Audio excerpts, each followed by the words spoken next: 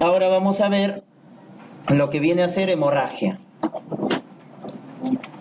Hemorragia obstétrica la vamos a clasificar en primera mitad, segunda mitad y posparto, ¿no? Ojo, le llamamos primera mitad o también algunos textos, no se confundan, no es diferente, primer trimestre, ¿no? Primer trimestre, ¿no? Es lo mismo, primera mitad o primer trimestre, ¿no? O segunda mitad o hemorragias de tercer trimestre, es lo mismo, ¿no? Entonces, las de la primera mitad del embarazo, acá tenemos como causa más frecuente de hemorragia obstétrica, la causa más frecuente de hemorragia obstétrica es aborto.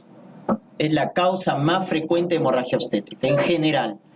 O sea, si una gestante viene de 12 semanas con sangrado, lo primero que debo descartar es aborto. Es lo primero, porque es lo más frecuente. ¿Cómo vamos a definir el aborto? ¿Ya? La definición más aprobada es una interrupción de la gestación antes de las 22 semanas, según la OMS, ¿no? Antes de las 22 semanas, un ponderado por debajo de 500 gramos o una longitud por debajo de 25 centímetros. ¿Ya? Eso nos habla ya de una interrupción en la primera mitad. Menos de 22 semanas, menos de 500 gramos o menos de 25 centímetros. Esto es variable porque hay subregistros, ¿no? Pero más o menos la incidencia llega a 10 a 15%, pero hay mucho subregistro. Recuerden que en el Perú no está legalizado el aborto, ¿no? ¿Cómo clasificamos? Por la edad gestacional, ovular, embrionario, fetal, pero esta es la más utilizada, por la cronología. Precoz en las primeras 12 semanas, es el 80%. ¿Cuál es el tipo de aborto más frecuente? Precoz, en las primeras 12 semanas. El resto es tardío, pasadas las 12 semanas, es el 20%. ¿Cuál es la etiología más frecuente del aborto precoz? Acá está. Las cromosomopatías son las causas más frecuentes de abortos en las primeras 12 semanas, o sea, del aborto precoz, que son la mayoría. Y de ellas, de las cromosomopatías, ¿cuál es el tipo que produce más aborto? Las trisomías autosómicas, sobre todo ¿de qué cromosoma? Del 16. La trisomía del par 16 es el que genera más pérdidas, más abortos. Segundo lugar, las monosomías. Segundo lugar. Y tercero, ya están las poliploidías. ¿Ya? Entonces, el factor ovular se debe a las cromosomopatías, porque el problema está en el ovocito, ¿no? Por eso un factor de riesgo para el aborto es la mujer joven o la mujer añosa. ¿Quién hace más abortos? La mujer añosa. La mujer más de 35 años, conforme avanza la edad, tiene más riesgo de abortos, porque a mayor edad, más riesgo de cromosomopatías. Acuérdense del Down. A mayor edad, más riesgo de cromosomopatías. La mujer que tiene más edad tiene más riesgo de abortos, ¿no? Más riesgo de abortos, porque hay una mala disyunción de los cromosomas. Y ese es el factor ovular. Las cromosomopatías se producen por una mala separación de los cromosomas. ¿Ya? ¿Qué otras causas tenemos de abortos? Metabólicas, ¿no? Diabetes, hiper o hipotiroidismo, también el hipo está asociado, diabetes mellitus, más el tipo 1. Ojo, la diabetes, donde hay déficit absoluta de insulina, está más asociado a abortos. La diabetes tipo 2 también produce abortos, pero está más asociado a malformaciones. Ambos producen abortos, pero si me preguntaran quién produce más, el tipo 1. El 2 también produce abortos, pero también el 2 está asociado a malformaciones. El defecto de fase lútea, el nombre lo indica, insuficiencia lútea. No hay cuerpo lúteo, y si no hay cuerpo lúteo, ¿qué hormona no se produce? La progesterona. Por eso cuando identificamos que el aborto es por defecto de fase lútea, es ahí donde indicamos progesterona micronizada. ¿En qué casos de aborto utilizamos progesterona micronizada? Cuando hay deficiencia de la fase lútea. Infecciones, TORCH, clamidia, micoplasma, listeria, están asociados a infección, ¿no? Causas inmunes, lupus, SAF. Recuerden, los criterios clínicos de SAF es trombosis o abortos recurrentes, o también óbito, o también parto pretérmino. ¿Ya? Un SAF puede ser aborto, óbito o parto pretérmino. Más trombosis, ¿no? Son los criterios que van a ver en reumatología de los criterios diagnósticos para síndrome antifosfolipídico. ¿Cuál es la característica de SAF? Que los abortos recurrentes son dolorosos. Los abortos duelen porque hay trombosis. En cambio, el que genera abortos recurrentes, pero sin dolor, ¿no? Sin dolor, el útero está, el cuello está grande, dilatado, pero no hay contracción, no hay dolor, pero hay pérdidas, es la incompetencia del cuello cervical. Incompetencia del cuello cervical. Genera los típicos abortos indoloros. Y más frecuentemente, ¿cómo son? Tardíos. Por eso cuando te pregunten cuál es la causa más frecuente de abortos tardíos, incompetencia del cuello cervical. ¿Y cómo son esos abortos tardíos? Indoloros. Son indoloros. Otras causas de aborto, alteración uterina, el útero septado, que es la malformación que produce más abortos del útero, unicorne, y los miomas, ¿no? Esto también les pueden preguntar en gineco. Los miomas submucosos, porque invaden la cavidad endometrial, producen abortos. Los intramurales producen atonía uterina. Y los subserosos, parto pretérmino. ¿Ya? El submucoso, aborto. El intramural, atonía uterina. Y el subseroso, parto pretérmino por sobredistensión del útero. Tóxicos, tabaco, alcohol, cocaína o exposición a plomo. También está demostrado su asociación con abortos. ¿Ya? Esas son las causas entonces de aborto. Por acá faltó desnutrición severa. También la desnutrición severa. La tuberculosis en nuestro medio también está asociado a abortos. ¿Ya? También está asociado a abortos. Muy bien. Cuando hablamos de un aborto recurrente, aislado cuando es un episodio, recurrente o habitual cuando es 3 consecutivos, ¿no? O 5 alternantes. 3 consecutivos o 5 alternantes viene a ser la definición de aborto recurrente. La causa más frecuente, idiopático. Idiopático, la causa más frecuente. Y hay que hacer estudio de cariotipo, ¿no? Estudio de cariotipo. ¿Ya? Estudio de cariotipo.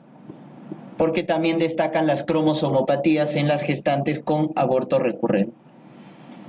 ¿Cuándo se llama aborto terapéutico? Cuando practicamos un aborto por salvaguardar la vida de la madre, ¿no? Una hipertensión pulmonar severa, una cardiopatía severa en la madre. Hay que practicar el aborto, si no, generamos muerte materna. Entonces, cuando salvaguardamos la vida de la madre, se llama aborto terapéutico. Cuando son malformaciones congénitas mayores, eugenésico, aborto eugenésico, ¿no? Un feto con anencefalia, incompatible con la vida. Entonces, aborto eugenésico. Eso no está aprobado en el Perú, eso no está legalizado, ¿no? Y el electivo tampoco, ¿no? Por decisión de la madre, por una agresión sexual, un aborto electivo, ¿no? Entonces eso también no está aprobado, ¿ya? Muy bien. ¿Cuáles son los tipos de aborto? Recuerden que una gestante que viene con sangrado en primera mitad, le evaluamos con tacto vaginal. En la hemorragia de primera mitad, sí está indicado hacer tacto, ¿ya? Entonces, al evaluar el tacto en una gestante con sangrado, porque la hemorragia es la clínica más frecuente de aborto, el sangrado, Y al evaluar el tacto, si nos dicen que el cuello está sin modificar, eso quiere decir que el cuello está cerrado. Entonces tengo dos opciones. Puede tratarse de una amenaza de aborto o también de un aborto diferido. En ambos el cuello está cerrado. En amenaza y en aborto diferido, también llamado retenido o también llamado frustro, el cuello está cerrado en ambos casos. ¿Cuál es la conducta con una gestante de primera mitad que sangra y el cuello está cerrado? ¿Cuál es la conducta? Pedir ecografía. Porque la ecografía nos va a confirmar la vitalidad.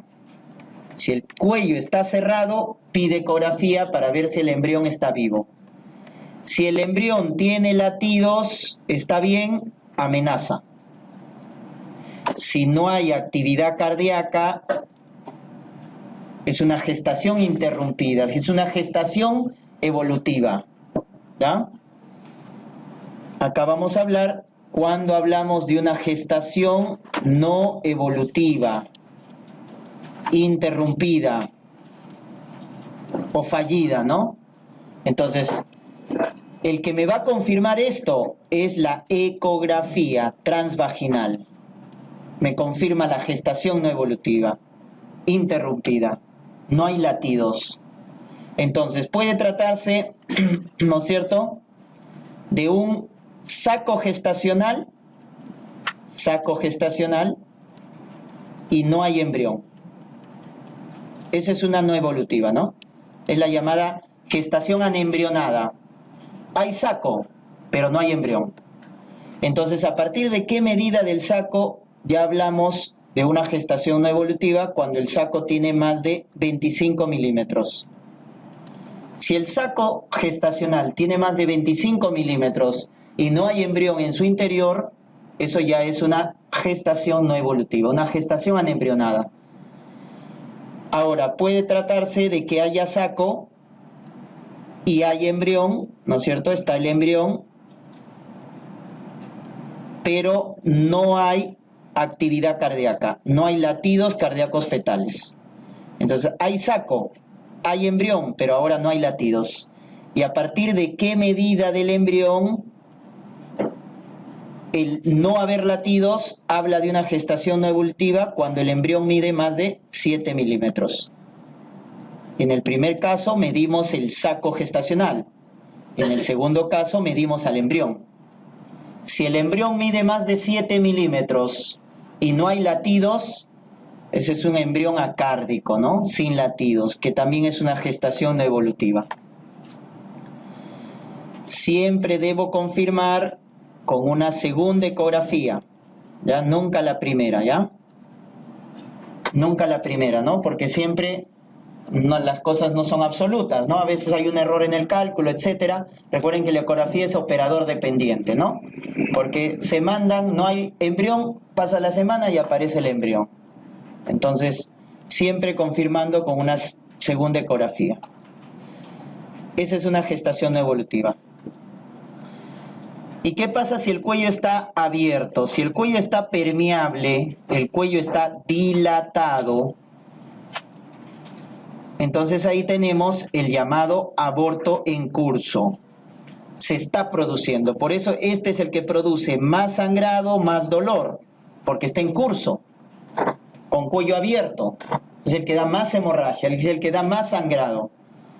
Entonces, en este caso, la clasificación va en función de las membranas, ¿no? Si como vemos en el gráfico inferior, las membranas ovulares están rotas, eso se llama inevitable, cuando las membranas están rotas. Si las membranas todavía están íntegras, las membranas están protruidas, eso se llama inminente. Inminente.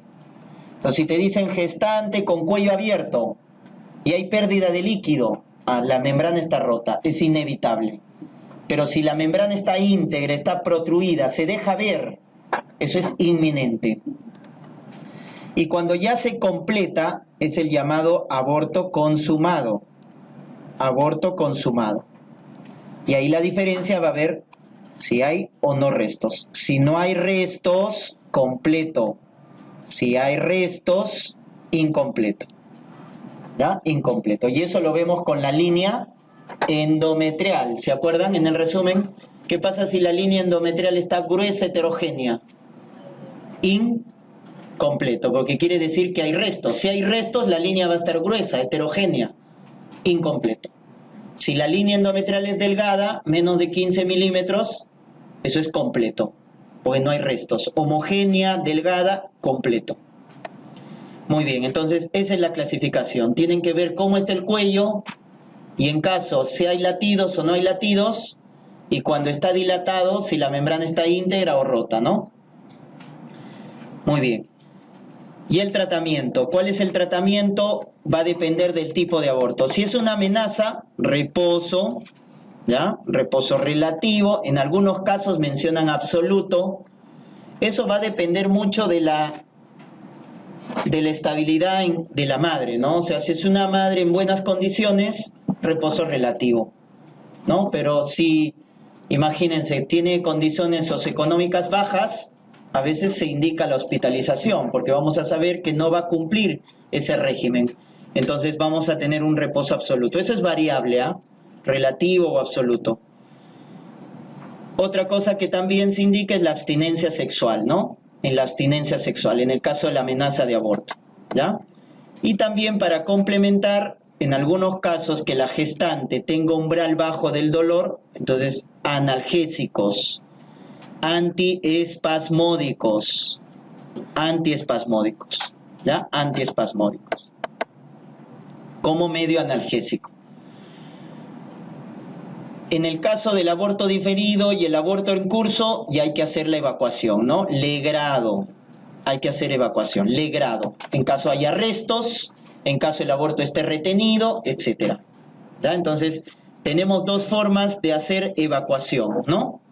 En el caso de aborto diferido, entonces el cuello está cerrado. Entonces, si yo tengo un aborto y es diferido, el cuello está cerrado. O voy a hacer un aborto inducido, el cuello está cerrado. Entonces tengo que abrir el cuello. Entonces acá doy misoprostol para abrir el cuello. 800 microgramos cada 3 horas por vía vaginal, porque el cuello está cerrado, está bien inmaduro. Pero si es un aborto incompleto, ahí el cuello ya está dilatado. Recuérdate que el aborto incompleto es el aborto en curso. El cuello está abierto. Hay algo de maduración en el cuello. Entonces acá la dosis es menor, ¿no? 600 microgramos, que lo podemos dar incluso por vía oral o vía sublingual. Ya es un poco menor la dosis, 600 a 400 microgramos, dependiendo, ¿ya? Entonces va a depender del tipo de aborto, ¿no? Y la evacuación, cuando ya el cuello está abierto, la evacuación va a depender de las condiciones. Legrado versus aspirado manual endouterino. AMEU versus legrado. La principal condición, ¿está estable o inestable la paciente? Si la paciente está estable y tiene menos de 12 semanas de gestación o su altura es menos de 12 centímetros, AMEU. Pero si la paciente está chocada, inestable, está séptica, ¿no es cierto? O tiene más de 12 semanas o altura uterina más de 12 centímetros, legrado. Cuanto peor y más tardío sea la gestación, legrado uterino. Hospitalizo, sala de operación, legrado. En cambio, en el AMEO es ambulatorio, la anestesia es regional. En cambio, en el legrado es anestesia general, ¿no? Muy bien. Entonces, esas son las dos indicaciones, ¿no? Para el tipo de evacuación que vamos a hacer, ¿ya? Un aborto, ¿con qué se puede complicar? Un aborto se puede complicar, ¿no es cierto? Acá vamos a hablar. Un aborto se puede complicar cuando la hemorragia es severa nos da shock hipovolémico, cuando la hemorragia es severa. La paciente entra chocada. Pero la otra complicación, que es la que genera más muerte por aborto como tal, es la sepsis, el llamado aborto séptico, ¿ya? Y también puede generar SID, coagulación intravascular diseminada. ¿Qué tipo de aborto genera SID? El aborto frustro, el aborto retenido. Por eso acá la pregunta de examen, ¿a qué tipo de aborto le pedimos perfil de coagulación? Al aborto frustro, al aborto retenido. A ese tipo de aborto le pedimos perfil de coagulación, monitorización. Muy bien, el shock hipovolémico, como cualquier shock, lo vamos a manejar estabilizando hemodinámicamente, ¿no? Utilizando cloruro de sodio al 0.9%, 2 litros a chorro de cloruro de sodio, 2 catéteres periféricos para pasar la mayor cantidad de sueroterapia, ¿no? En caso del aborto séptico, ¿cuál es el signo cardinal? Fiebre. Paciente con hemorragia y tiene fiebre, allá debemos descartar un aborto séptico, ¿no? Entonces, y acá la conducta va a depender del grado del aborto séptico. El primer grado es cuando es simplemente una endometritis, compromete el endometrio. Segundo grado, cuando compromete los anexos, los ovarios, las trompas. Tercero, cuando ya genera peritonitis. Y cuarto, cuando genera sepsis. Ya está chocada como tal, ¿no? Sepsis. O sea, está hipotensa, ¿no es cierto? Falla renal o liguria. Si ya hace compromiso de órgano sistémico, ya eso es sepsis. En el caso del 1 y del 2, ¿no es cierto? Aparte de la evacuación uterina, entonces acá hacemos evacuación uterina con legrado, porque está comprometido, ya está infectado, y regímenes antibióticos. Entonces, el régimen antibiótico tiene que ser de amplio espectro. Cubrir anaerobios, clindamicina, ceftriaxona y amikacina. Es el régimen para un aborto séptico como tal. Clinda, ceftra y amica, ¿ya? Antibiótico-terapia de amplio espectro. En casos ya esté con peritonitis o sepsis, acá hacemos laparotomía exploratoria y muchas veces termina en histerectomía, ¿no? En histerectomía. Laparotomía exploratoria y termina en histerectomía, ¿no? En el caso ya de un aborto séptico muy severo. Muy bien, entonces eso ya hablamos de complicaciones como tal, ¿no? De complicaciones. ¿En qué caso utilizamos el cerclaje? Para la incompetencia del cuello cervical. Este es el tratamiento de la incompetencia del cuello cervical. El cerclaje profiláctico se hace entre las 12 y 14 semanas. Cerclaje profiláctico, entre las 12 y 14 semanas. El terapéutico como tal se hace posterior, ¿no? Entre las 16 a 20 semanas. El terapéutico. El profiláctico tiene que ser antes, 12 a 14. Acá ven la técnica de la sutura. Para el cerclaje, la técnica se llama McDonald. Punto de McDonald. ¿Ya? La que están viendo en el gráfico. Cerclaje. Punto de McDonald. Heparina. ¿A quién se da? Enoxaparina, aspirina, etcétera. Al SAF, ¿no? Al síndrome antifosfolipídico. Hay que dar anticoagulación y antiagregación plaquetaria. Y progesterona micronizada, 100 miligramos cada 12 horas para el defecto de fase lútea. Cuando hay defecto de fase lútea, el tratamiento es progesterona micronizada, 100 miligramos cada 12 horas. ¿Ah? De esa manera tratamos en caso de defecto de fase lútea. Muy bien. Entonces, eso es con respecto a aborto. La segunda causa de hemorragia de primera mitad es el ectópico, ¿ya? En el ectópico, recordar los factores de riesgo. Muy importante, los factores de riesgo, un ectópico previo o una cirugía tubárica. Ojo, estos son los que tienen más RR. Son los que tienen más riesgo de producir ectópico. La cirugía de trompa o un ectópico previo. Pero si me preguntaran cuál es el factor de riesgo más frecuente, EPI. El más frecuente es EPI, enfermedad pélvica inflamatoria.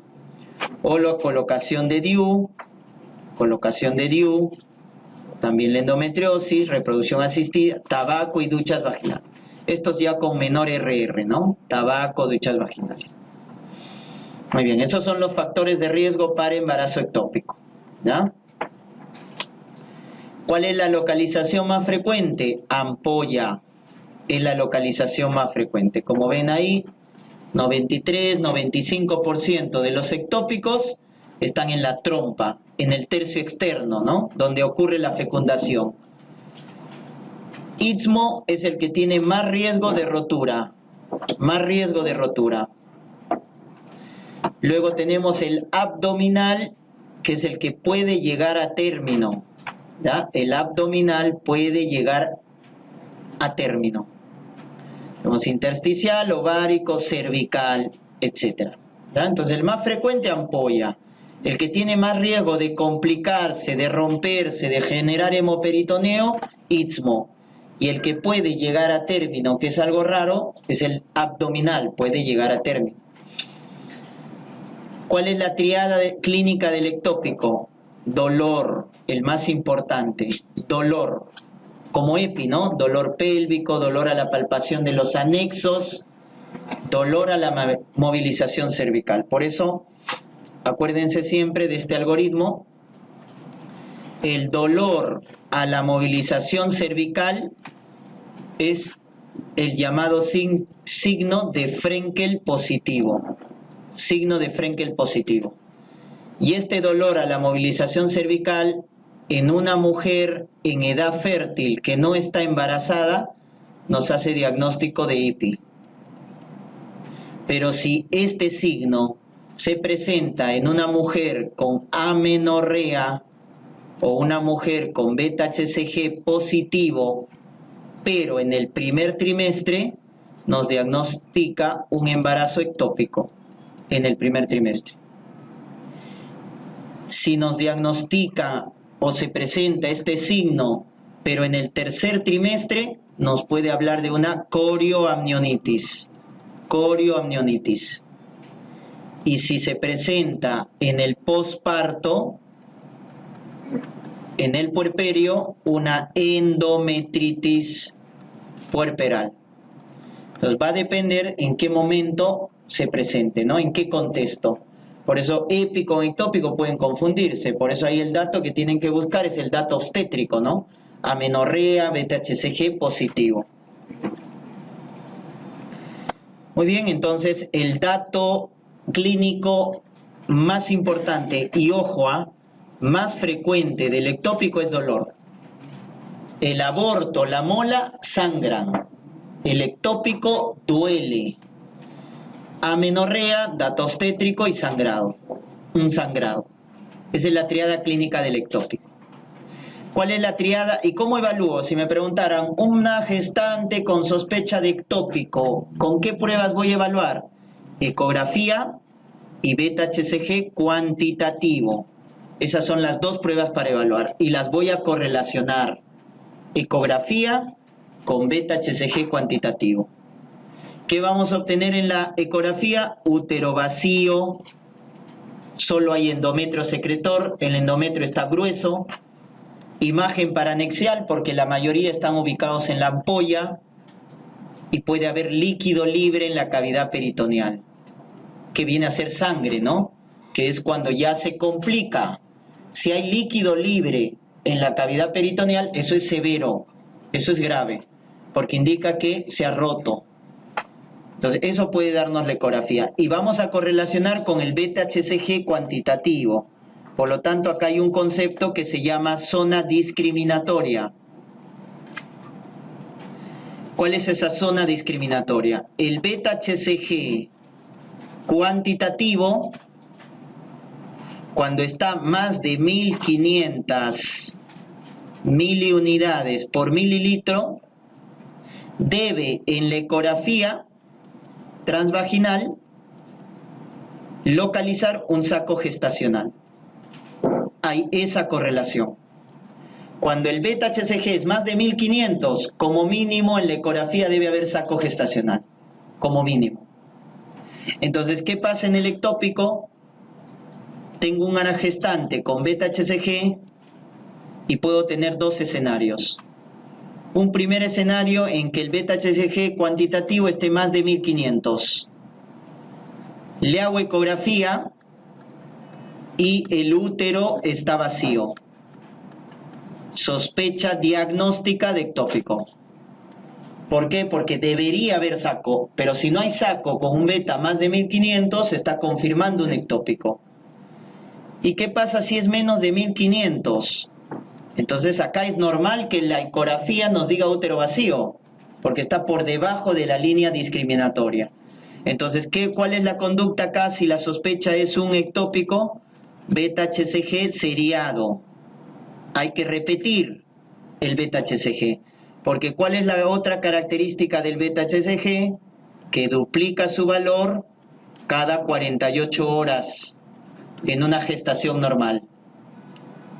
Como mínimo, ¿cuál es lo mínimo que debe? Lo ideal es que duplique cada 48 horas, pero lo mínimo que debe aumentar el beta-HCG cada 48 horas es más del 66%. Más del 66%.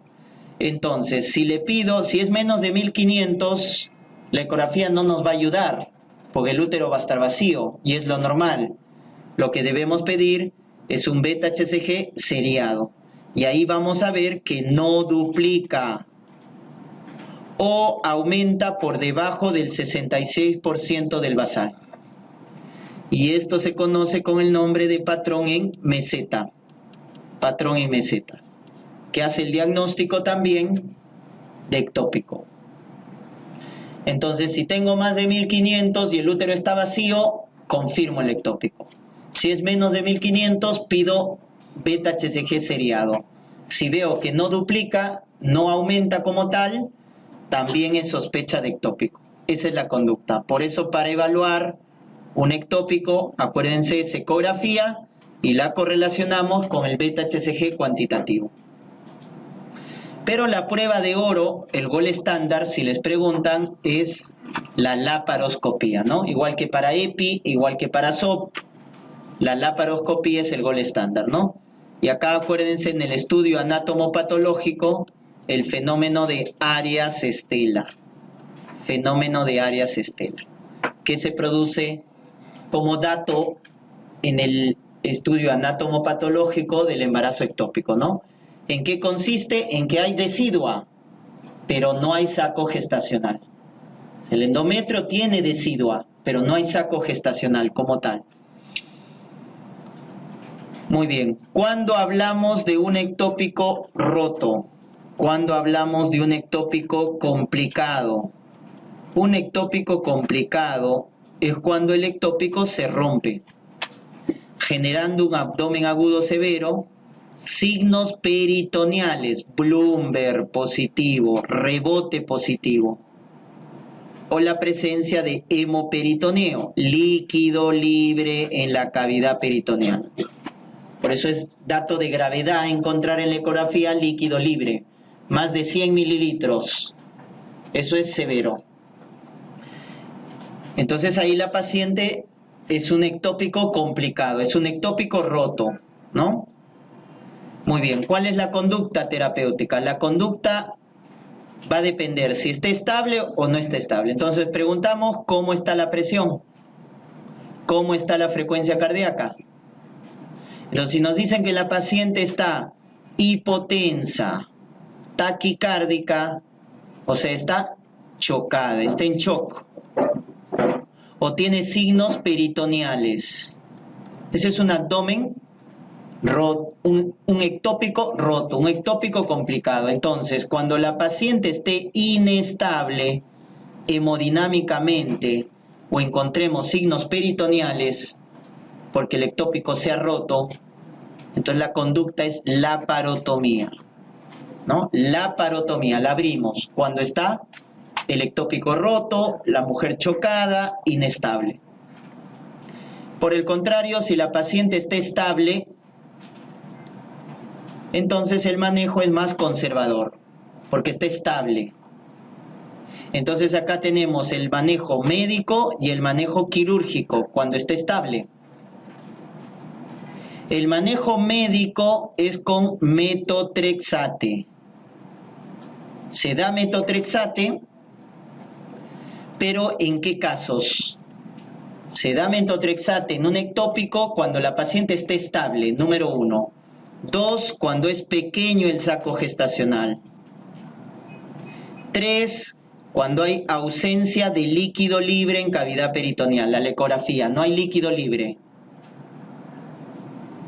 Feto sin latidos, acárdico. Y también el beta-HCG cuantitativo, menos de 5000.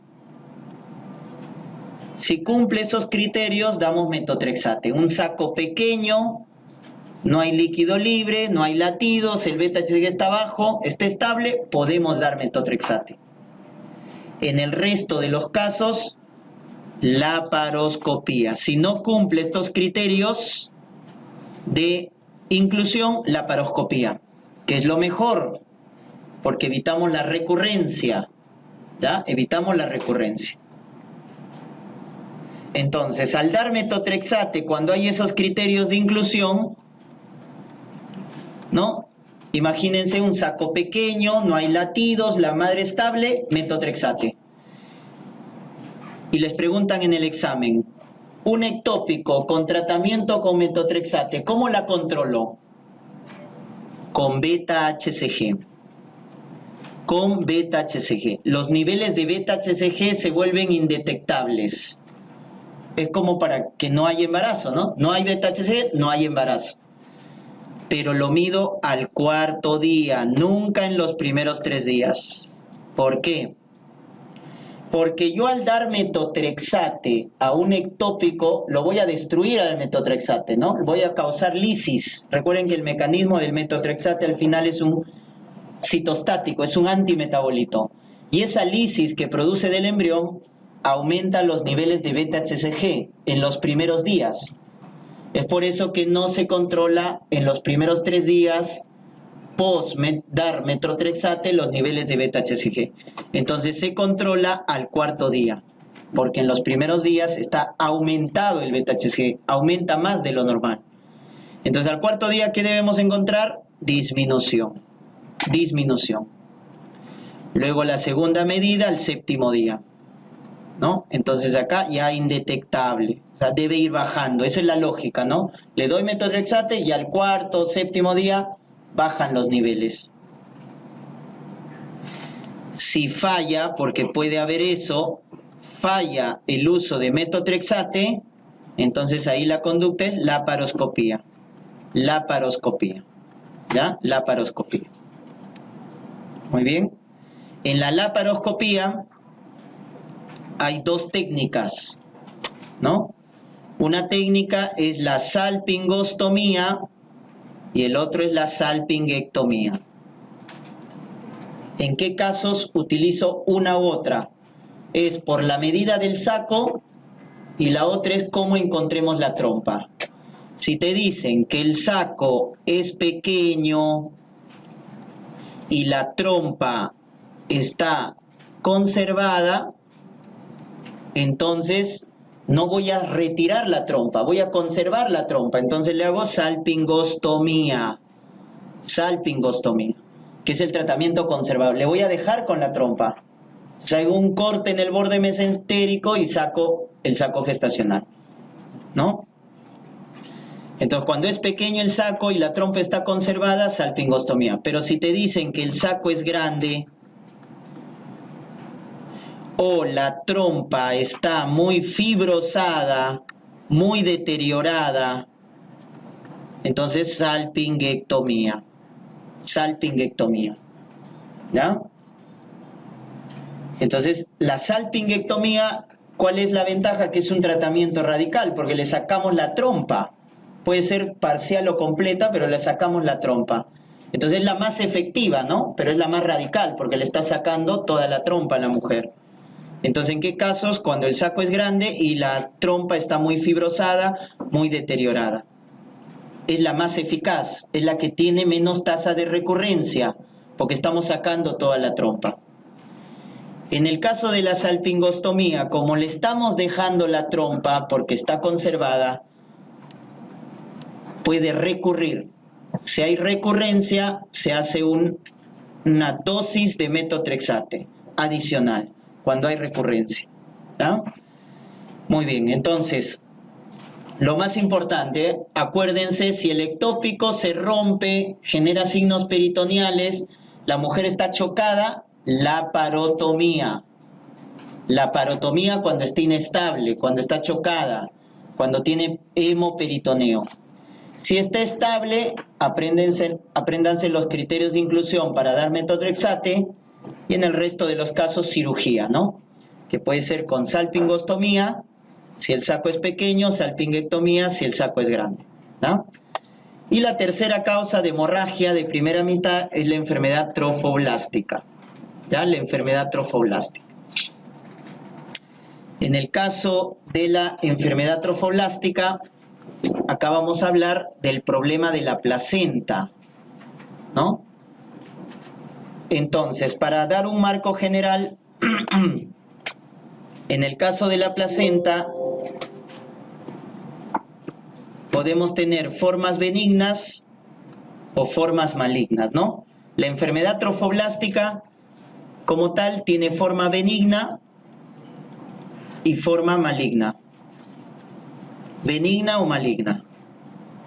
La forma benigna de la enfermedad trofoblástica gestacional, la forma benigna, se llama mola. Mola hidatidiforme. Es la forma benigna. La forma maligna como tal es un estado intermedio, que es la llamada mola invasiva, antes llamada corioadenoma destruens, es lo mismo. La mola invasiva también se llama corioadenoma destruens. Ya es un nombre antiguo. Y el cáncer, ¿no? Coriocarcinoma, que es el cáncer. Ya está. Entonces, la mola es benigna. El que nos va a diferenciar de forma absoluta de qué tipo estamos hablando es el estudio anátomo-patológico. Ese es el dato específico, ¿no? En el caso de mola, recuerden que las vellosidades coriales han degenerado, presentan una degeneración quística, hidrópica porque se llenan de agua, avascular. Avascular. Eso es una mola. Las vellosidades han degenerado en un aspecto quístico, hidrópico, avascular. La invasiva tiene vellosidades coriales, ¿no? Tiene vellosidades coriales. También hay degeneración. Pero ¿qué lo diferencia de la mola? Que tiene capacidad de metástasis, tiene capacidad de invasión a otros tejidos. Esa es la diferencia. Y en el caso del cáncer hay anaplasia. ¿Y qué es anaplasia? Indiferenciación, ausencia de vellosidades coriales. Acá sí no vas a encontrar vellosidades coriales. En el coriocarcinoma no hay vellosidades coriales. Entonces, de esa manera vamos a diferenciar. ¿Y cuál es el problema de la mola maligna? Que tiene capacidad de metástasis. Tiene capacidad de metástasis. ¿Ya? Que puede ser local o puede ser sistémica. Local hacia la vagina, hacia la pared pélvica, y sistémica, la más frecuente, pulmón. ¿Cuál es el órgano más frecuente afectado en una metástasis por una enfermedad trofoblástica? Pulmón. Luego está hígado, luego está cerebro, ¿ya? Los órganos más involucrados. Muy bien, entonces de manera general tenemos esta patología que se llama la enfermedad trofoblástica gestacional, perdón. Lo que vamos a ver entonces de inicio es la mola. Como habíamos mencionado, la mola es la forma benigna, quística a vascular. Dos tipos de mola, ¿no? La mola total y la mola parcial. ¿Cuál es más frecuente? La mola total. La mola total es más frecuente y es la que más se complica. Y es la que tiene más riesgo de malignización. Porque una mola benigna también puede malignizar. Entonces, la más frecuente, la que más se complica y la que tiene mayor riesgo de malignización es la total. Se llama total porque todo es mola, ¿no? Todo es tumor placentario. Se forma a partir de un espermatozoide, como pueden ver acá, que fecunda un ovocito. Pero este ovocito que fecunda ese espermatozoide es un ovocito vacío. No tiene carga genética. Al fecundar un ovocito vacío, solo tengo los genes del padre.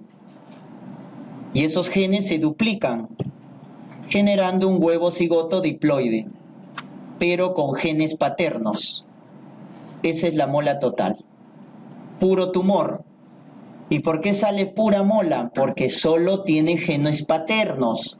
La madre tiene que participar para que aparezca embrión, ¿no? O sea, si el varón quiere tener su hijo, le sale una mola, ¿no? Pura mola, ¿no? Genes paternos, diploide. Parcial, cuando se involucran dos espermatozoides que tienen su carga genética y ahora sí el ovocito materno sí tiene carga genética. Por lo tanto, al fecundar, este huevo cigoto va a ser triploide, pero con carga genética paterna y materna. Porque ahora sí el ovocito tenía carga genética. Es por eso que acá vamos a tener en la mola parcial embrión. No viable, pero.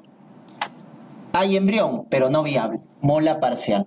Por eso muchas molas parciales se confunden con abortos, ¿no? Porque un aborto, un embrión, pero al final era una mola parcial. La mola parcial tiene embrión no viable. ¿Estamos? Muy bien, esas son las dos formas de mola. Factores de riesgo: primigesta añosa, edad reproductiva extrema, aspecto socioeconómico bajo, dieta hipoproteica, folato, el caroteno también, déficit de caroteno está asociado a mola. O mola previa, ¿no? Mola previa. Muy bien. ¿Cuál es la clínica más frecuente de mola? Sangrado. Hemorragia. Es la clínica más frecuente. El sangrado. Pero este sangrado va a ir con qué dato? Altura uterina mayor a la edad gestacional. Altura uterina mayor a la edad gestacional. O los niveles de beta-HCG bien elevados, más de 50.000, más de 100.000. Si los niveles están muy elevados, o el útero, la altura uterina está mayor a la edad gestacional, entonces, en un contexto de hemorragia debemos descartar mola, ¿no? Debemos descartar mola. ¿Ya? Ese es el dato. Muy bien. ¿Cómo confirmamos la mola? Si tenemos el dato clínico, la confirmación es por ecografía. La ecografía confirma mola, porque nos va a dar el aspecto, ¿no? Ahí ven en el gráfico el aspecto quístico, un tumor, y como ven, imágenes anecoicas, que viene a ser degeneración quística, ¿no? Es el llamado racimo de uvas. Racimo de uvas, también le llaman copo de nieves o panal de abejas, ¿no? Tiene todos esos nombres. Racimo de uvas, copo de nieves, panal de abeja. por el aspecto quístico. Y si encontramos embrión, pero no viable, esa es una mola parcial. Cuando encontramos un embrión, mola parcial. ¿Con qué se complica una mola? La complicación más frecuente de la mola es la hiperemesis gravídica. Es la complicación más frecuente. Hiperemesis gravídica. ¿Por qué hay vómitos? Por los altos niveles de beta-HCG. Los altos niveles de beta-HCG hacen que se produzcan vómitos, ¿no? Recuerden la teoría hormonal de la hiperemesis. ¿Cuál es la segunda complicación más frecuente? La llamada preeclampsia. Preeclampsia. Entre comillas, porque estamos en la primera mitad. Entonces va a aparecer presión alta, proteinuria. Presión alta, proteinuria en la primera mitad con hemorragia, eso es mola. Es mola. Tercera complicación, el hipertiroidismo. Eso es por la homología que hay de la HCG con la TSH. ¿Qué subunidad es homóloga en ambas? La alfa, ¿no? Comparten la subunidad alfa. Por lo tanto hay hipertiroidismo, tirotoxicosis. Y el otro dato es que en la ecografía vamos a encontrar los llamados luteomas. ¿Qué son los luteomas? Los llamados quistes tecaluteínicos, propios de mola. No se tratan, el manejo es conservador, porque postlegrado estos quistes degeneran, involucionan. ¿Ya? El manejo es conservador. Entonces, los luteomas o quistes tecaluteínicos son también dato para el diagnóstico de mola. La más frecuente es la hiperemesis, ¿ya? Acuérdense. Tratamiento de elección en mola, legrado. Legrado con cureta aspirativa. Legrado con cureta aspirativa. ¿Ya? Con cureta aspirativa. Entonces, la cureta puede ser cortante, ¿no es cierto? La que hace la limpieza en el caso de los abortos es una cureta cortante, o esta de acá que es una cureta aspirativa. ¿Ya? Ojo, cuando hacemos legrado, cuando se hace aspiración, hay riesgo de perforación uterina, que es una complicación. Entonces, es diferente la perforación uterina por un legrado que se hace con cureta cortante que con cureta aspirativa. ¿Quién tiene más riesgo de perforación? La cureta aspirativa tiene más riesgo de perforación que la cureta cortante. ¿Ya? Entonces, si nos dicen que hay una perforación uterina y la paciente está estable, no hay signos peritoneales, no hay un abdomen agudo, está estable hemodinámicamente, se observa. ¿Cuándo observamos una perforación uterina? Cuando esté estable, cuando no hay signos peritoneales o cuando la cureta que hemos utilizado para el legrado es cortante. En cambio, si nos dicen que la perforación ha sido con cureta aspirativa o la paciente está inestable hemodinámicamente o tiene signos peritoneales por sospecha de lesión de víscera, entonces en esos casos la parotomía. ¿Ya? En esos casos sí se interviene. Cuando la cureta es aspirativa, la paciente está chocada o hay dato de lesión de víscera, ¿no? Entonces en ese caso sí vamos a intervenir, ¿no? Entonces, ojo que el legrado aspirativo tiene más riesgo de perforación, pero es el tratamiento de elección en mola, ¿ya? Pregunta de examen, ¿con qué controlamos, con qué hacemos seguimiento en el caso de un embarazo molar? El control se hace con beta-HCG. El control se hace con beta-HCG. Semanal hasta que se vuelve indetectable. ¿Cuándo es indetectable? Cuando es menos de 5 miliunidades por mililitro. Eso es indetectable. Entonces hacemos semanal hasta que se vuelva indetectable, luego cada 2 semanas, luego mensual y luego ya bimensual durante un año de seguimiento. El seguimiento es un año. O sea, vamos espaciando, ¿no? Primero semanal, luego cada 2 semanas, mensual y bimensual, hasta el año de seguimiento. Entonces, ¿qué debe pasar con los niveles de beta-HCG postlegrado? Deben bajar, como ven en el gráfico de acá. Miren, este es el seguimiento de beta-HCG postlegrado, ¿no?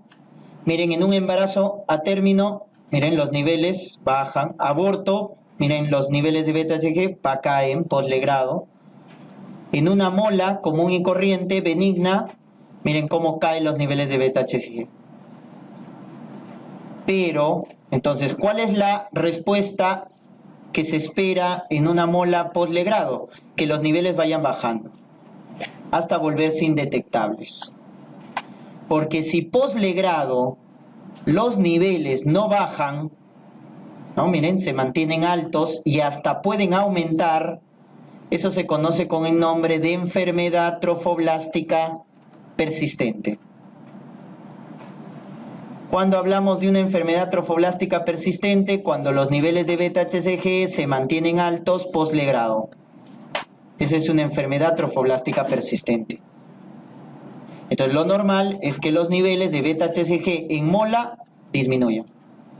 Si se mantienen alto, enfermedad trofoblástica persistente, donde tenemos a la mola invasora, que ya hemos hablado, o el cáncer, que tiene anaplasia, ya no hay vellosidades, que es el coriocarcinoma, que ya son las formas malignas.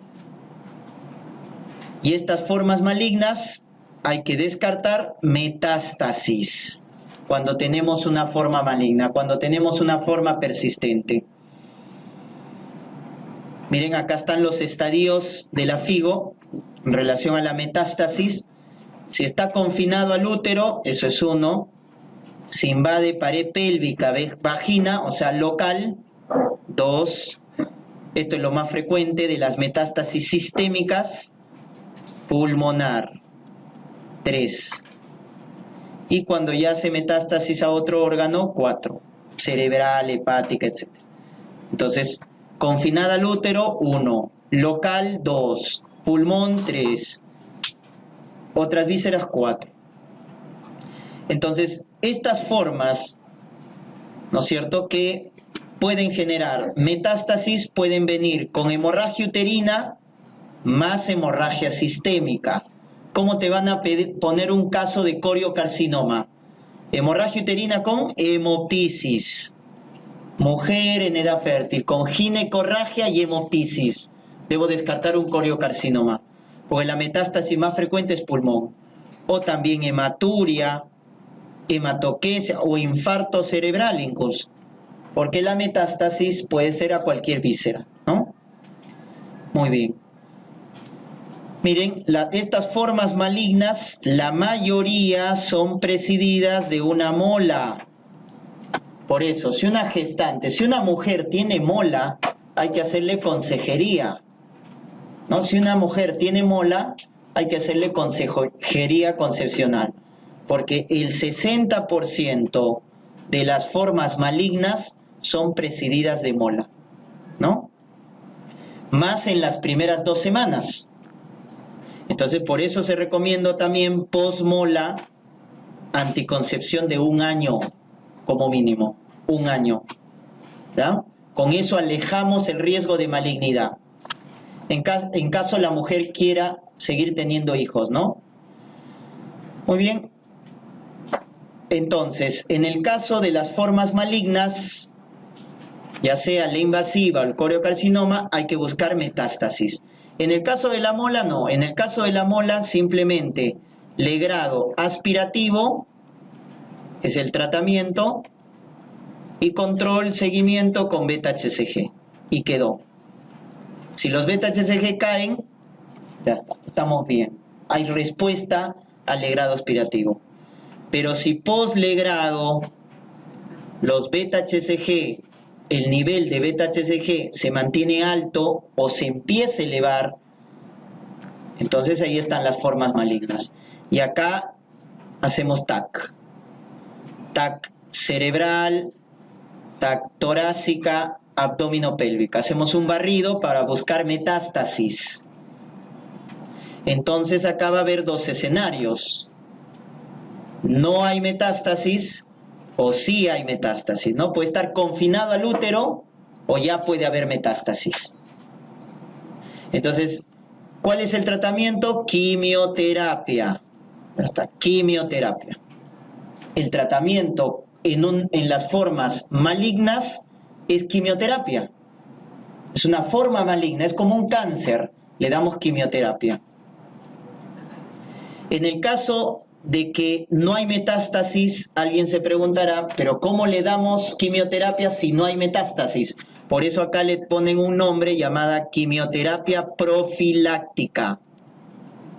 Claro, no hay metástasis, pero hay que prevenir. Quimioterapia profiláctica con metotrexate.